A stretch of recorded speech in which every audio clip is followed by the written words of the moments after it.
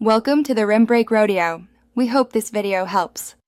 You're starting inside.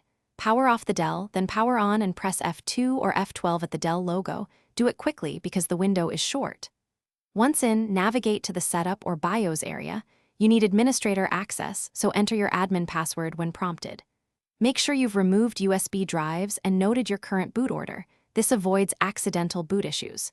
You're now ready to move into secure boot settings. Stay focused, because changes here affect Windows boot integrity. Once inside BIOS, go to the Security or Boot tab and locate Secure Boot Settings. Dell menus commonly label it Secure Boot or Secure Boot Configuration. Change the Secure Boot mode from Standard to Custom if you see that option.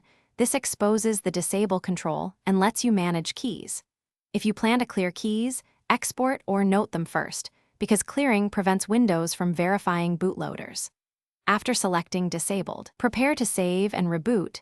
This is the critical. Save the changes, use Save and Exit or press F10, then allow the system to reboot.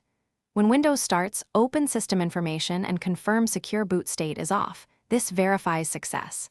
If the system fails to boot, don't panic. Go back into BIOS, restore the saved keys or re-enable Secure Boot and reboot.